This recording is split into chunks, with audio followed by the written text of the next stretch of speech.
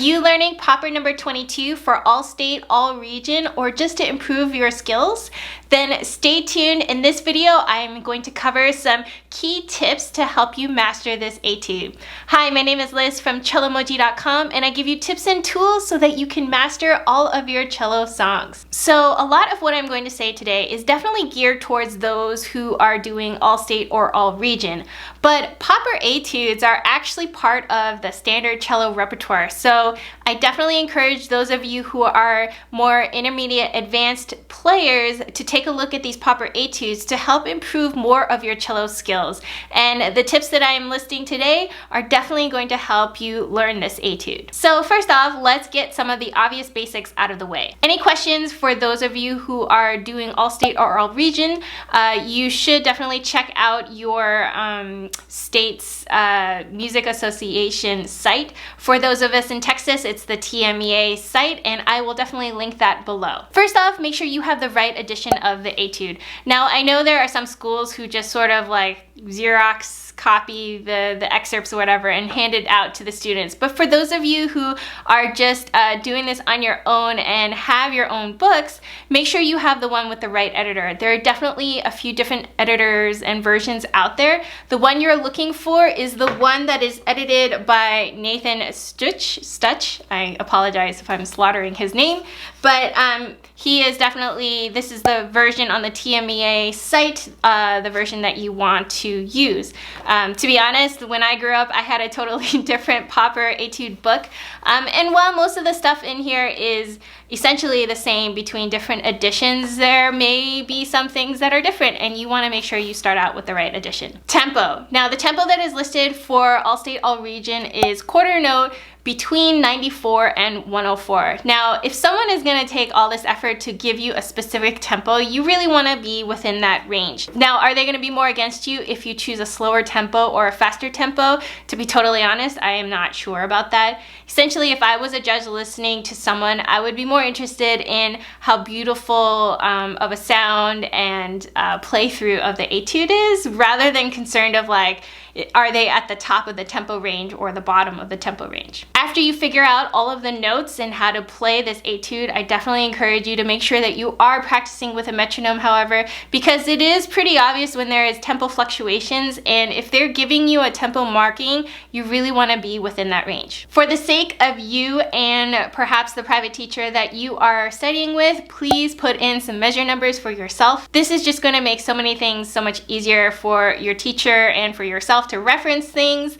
Plus also sometimes on the TMAA site or your state's music association site, they'll often list errors that happen within the editions, because sadly, not every edition is perfect, and sometimes there's errors in notes or things that they're referring to, and they actually usually refer to it with measure numbers, not like 3 lines down and second measure over. They're not going to list it that way. They're usually just giving you a measure number. Be sure you practice your G major 4-octave scale. Now, at this point, if you're playing popper etudes, you should be really covering 4-octave scales, just because a lot of the popper etudes, the majority of them definitely wander into thumb position, so you should feel pretty comfortable up in thumb position.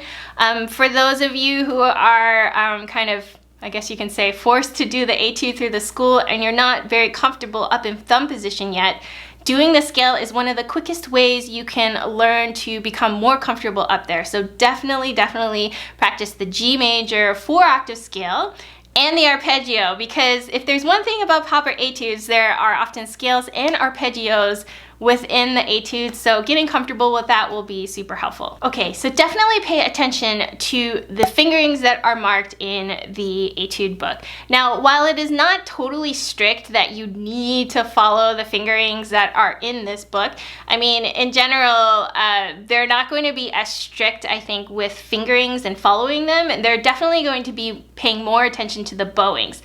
However, when you are going through this etude, whether you're doing this for all state, all region, or just for yourself, please pay attention to the fingerings that are marked in here. They really do help master certain passages.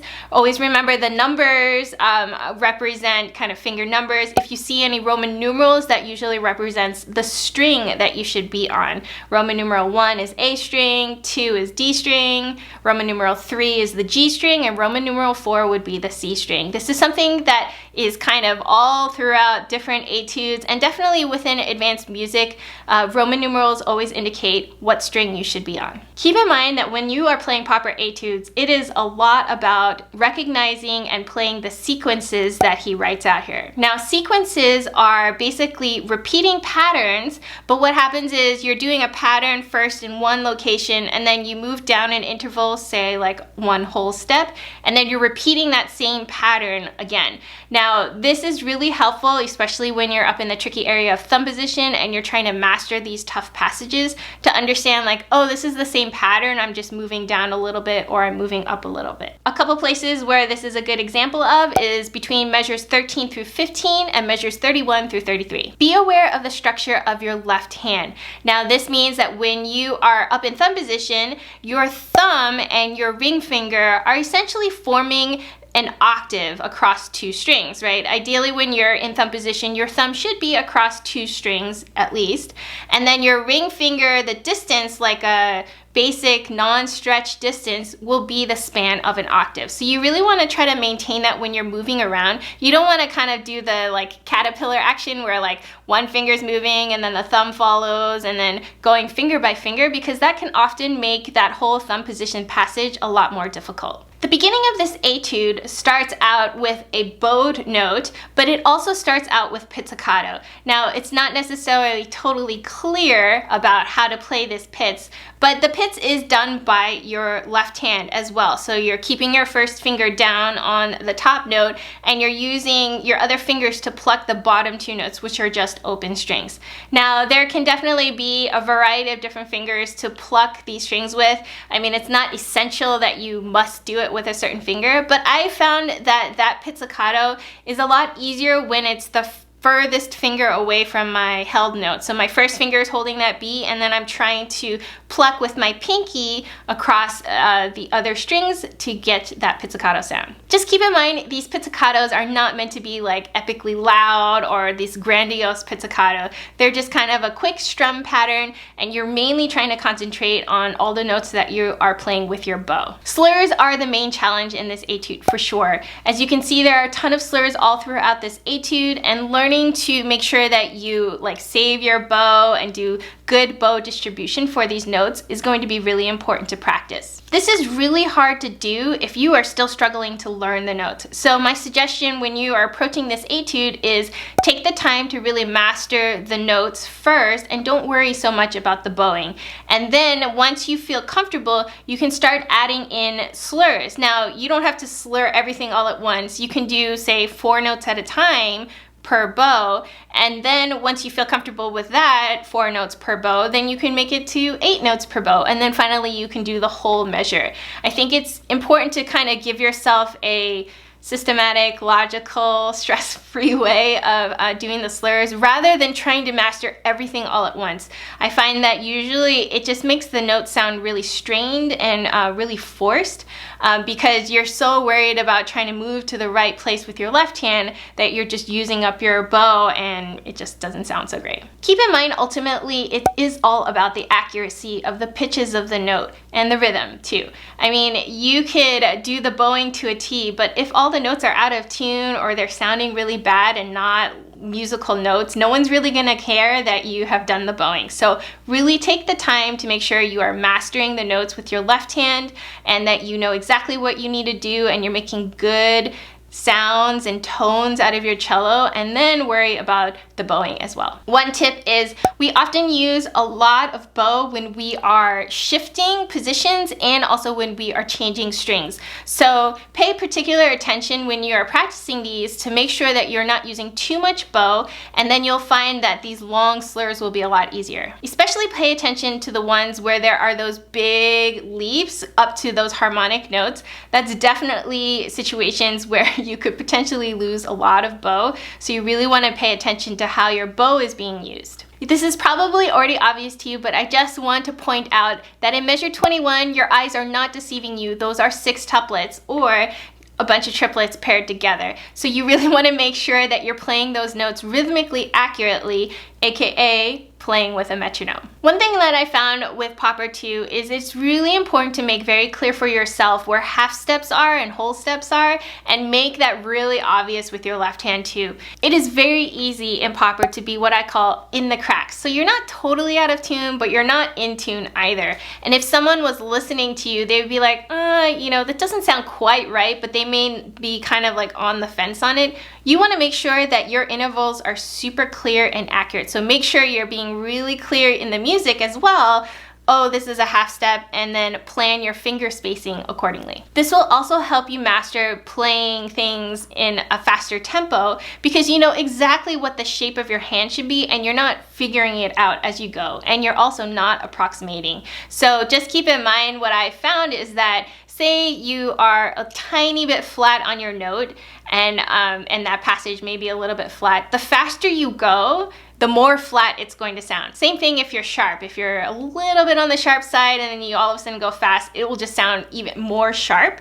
So you really want to make sure you're being accurate so that when you do go to your final tempo speed, that all the notes are sounding and ringing true. Let's go over measures 29 and 30. Now this is an arpeggiated section, so it is definitely important that you're feeling comfortable with arpeggios, but we also want to make sure that as we're doing this passage that you are having maximum distance between your left hand and your right hand. As you go up higher, if your bow comes really close to your left hand, A, those harmonics are not going to speak very well, and B, the sound is just going to get really tight and really small and soft. The other thing too is try not to move your bow too quickly, because again, you're either going to run out of bow, or there's a higher chance that your sound is going to start squeaking as well. Okay, so here we are. We're starting in measure 29. And what we are coming from, I know it seems a little bit awkward to start here, but we're starting in measure 29.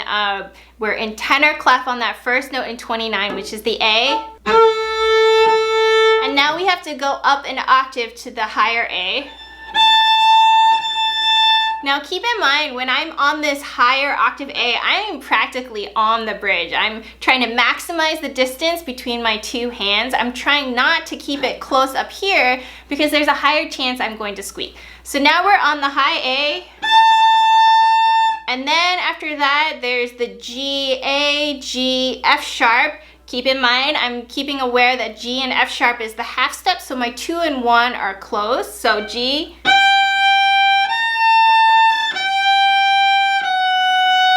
I'll play that again, G, A, G, F sharp.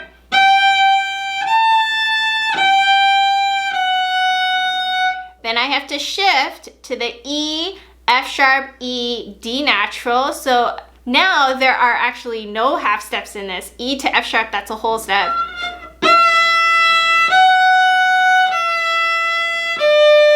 So I'm making sure there's spacing in between my 2, 3, and 1. So again, E, F sharp, E, D. Then I have to shift down a half step because it's C sharp, D, C sharp, B. So the half step is in between the 2 and the 3 now. That's the half step.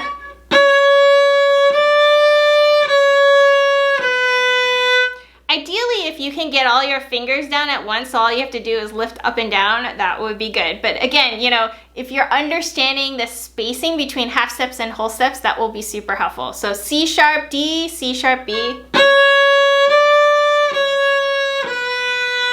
Now, you're noticing the fingering is the thumb and the 0. You can use your thumb harmonic for the A, B, A, and then there's a Roman numeral 2 that tells you to cross over to the D string for the G. So it's A, B, A, G.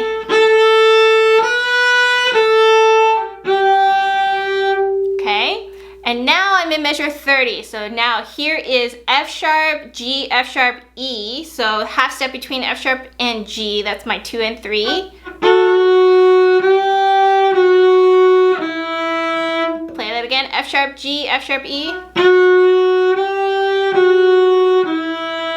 Keep in mind, I'm on the D string now, And now here is the start of the arpeggio, the D major arpeggio. It's D, F sharp, A. So if you're noticing underneath, there's the dotted line that's telling you all of this is on the D string going up that arpeggio until the last two notes of that measure. So we're on D, F sharp.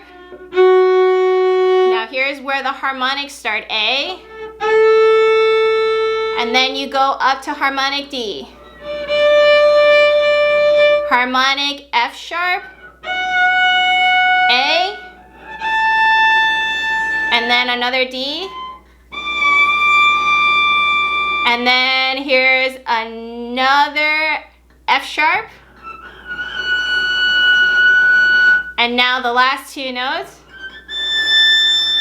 I'm on the A string now, and then all right, so on my cello, my fingerboard here may be a little bit shorter, so it just looks like a majority of it is off my fingerboard. Remember with harmonics, A, only one finger should be touching the string, otherwise the harmonic's not gonna sound. B, you gotta maximize the distance between the two hands.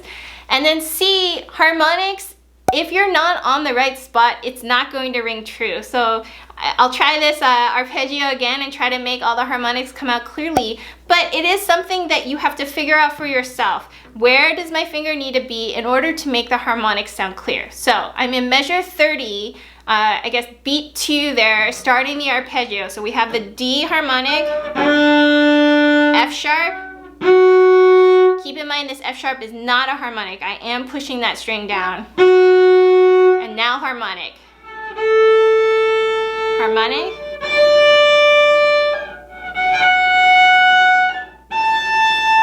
And then keep going up the D string. And then the last two.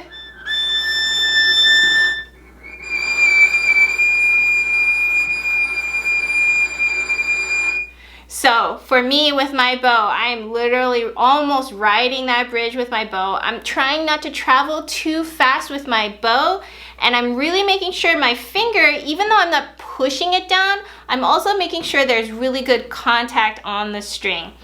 Remember, as you go up higher, the intervals get smaller, so you can't just only like flat finger your harmonics. You really want to be kind of on the tips of your fingers. Otherwise, it may be that you're not really covering the spot clearly enough. So you really want to be sort of pinpoint precise of where you're putting your finger for these arpeggios. Another piece of advice I can give about proper etudes is try some dynamics. Now, there aren't very many written in the proper etude books or in the etudes themselves, but it is kind of important that you're not just playing the etude as sort of like a monotone, boring exercise. You really do want to try to give it some contour and show your musicality as well. So think about, where does the line go? Is it like swelling up or coming down? Make sure to pay attention to the swells that are in there and what little dynamics are in there. That is kind of some markers that you can use as goals to structure your dynamics around. So in general, you want to play this more like a song. Granted, a complicated and challenging one with all the slurs and everything, but you definitely do want to make it sound more like a song and less like an exercise. If you are wanting a more in-depth tutorial on this etude, one where someone is taking you step by step, note by note through this etude so that you can feel comfortable mastering this etude, then please consider clicking on the link below in the description and the one you see on your screen right now, so that you can check out my little mini course on mastering this proper etude. In it, I give you all these videos where I walk through step by step on how to play each one of these notes, as well as some extra bonuses to help you learn this etude in a more fun and complete way, so that by the end of going through this little mini course, you should feel confident on how to go about practicing this and mastering this etude. Maybe you just wanted someone to sort of walk you through a section on how to play the notes. Maybe you just wanted like a reference point to know that you're actually playing the right notes. This course is for you. If you always wanted someone to just like literally walk through step by step, where you don't have to feel like embarrassed if you have to like re-loop these videos over and over again until you know exactly what these notes sound like, then this mini course is for you. It is such a great little package that I'm putting together, not only for those of you who are trying for all state and all region, but for anyone who's trying to learn this proper etude. This is something that I wish I had when I was learning proper etudes, where I really could feel comfortable watching someone play through the proper etude and knowing that if I just followed along, that I would be also really good at playing the proper etude as well. So there was proper etude number 22. If there were any questions that I haven't covered in this video, be sure to leave them in the comments below. Check out the videos on your screen right now for some other great cello tutorials, as well as some others that may be helpful and fun for you to watch on your cello journey. Thanks again for watching, and I'll see you guys in the next video. Bye!